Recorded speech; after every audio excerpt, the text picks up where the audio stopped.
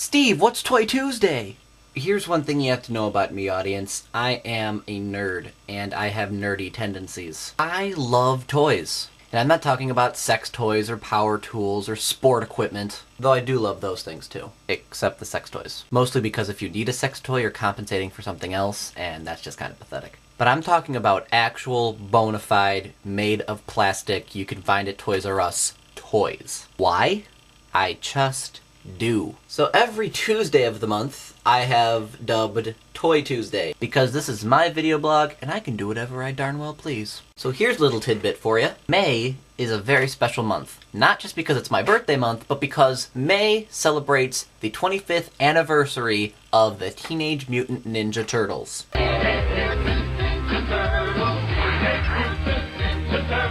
As a kid, I gotta admit that I was a pretty big Teenage Mutant Ninja Turtle fan. I wasn't like, oh my gosh, I love the Ninja Turtles so much, I want to have their eggs. But I was a pretty decently sized fan of the TMNT. And over the years, people have said, oh, I can't believe they're making new cartoons, and ugh, I hate the CGI movie. Personally, I liked them. I thought that the newer series and the CGI movie really went back to the roots of the Teenage Mutant Ninja Turtles, back when they were darker and more interesting and depthful, if that's a word, comic books. And it's kind of been a roller coaster up and down with the Turtles, but I've always been a fan, and now the 25th anniversary has rolled around. And it's great that the Turtles have been around for this long, and something as bizarre and twisted as Teenage Mutant Ninja Turtles has survived and flourished in 25 years. So you can imagine my happiness and joy when I stumbled into Target one morning and found this. Are you kidding me right now?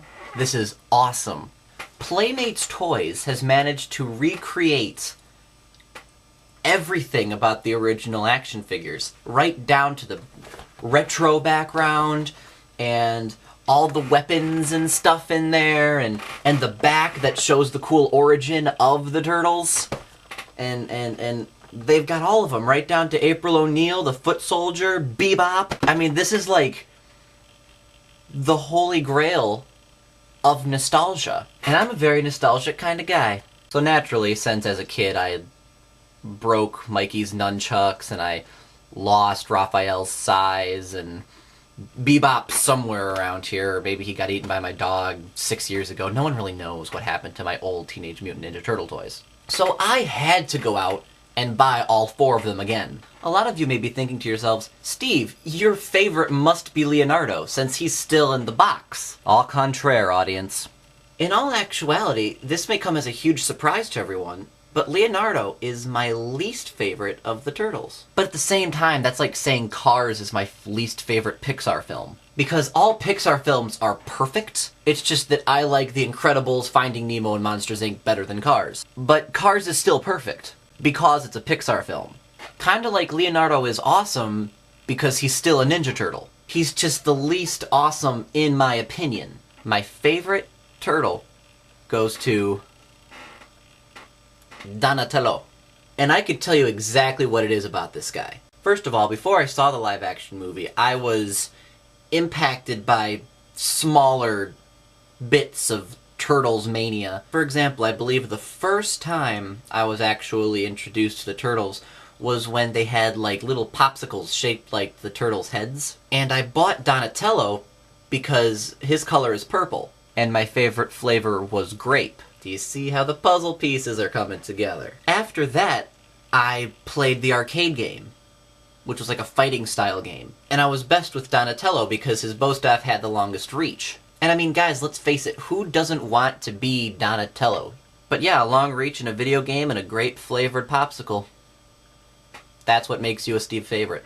Next on my list of favorites is Raphael. Why? Because he's a badass. Plus, the psychology of Raphael is a little tricky. Raphael, he's, you know, on the outside, he's this brute, he's this really strong, you know, I'm gonna kill you kind of turtle. But really deep down, he cares more about his brothers than anything else. And it's just a weird sort of a psychology that he has about him, that he's more three-dimensional than any of the other turtles. And that's, even as a kid I noticed that, and that's why I liked him, because there was a lot more of a character study on Raphael than on any other turtle. Plus, he's the only one to keep his original red bandana. Second to last is the party dude Michelangelo. Man, his nunchucks are already breaking? Are you serious?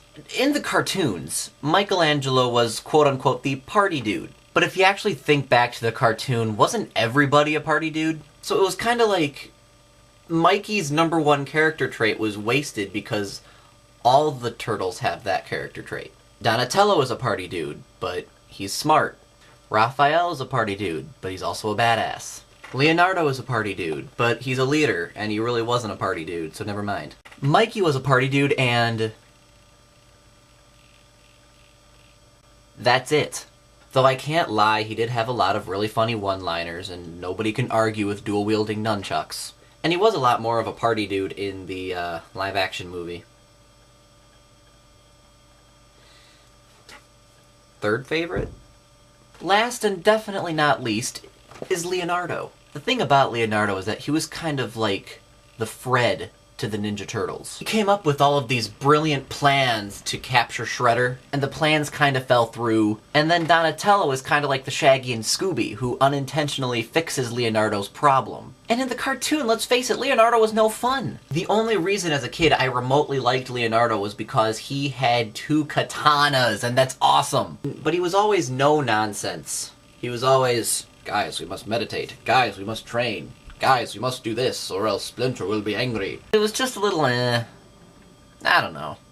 And to be honest, the only real reason why I kept Leonardo in the box was so that you can see the awesome retroness of the box. You know what makes me angry about the toys, though, is that they must have made only like 3 Shredders in the entire world, because I cannot find Shredder to save my life. Or Casey Jones. Or Bebop.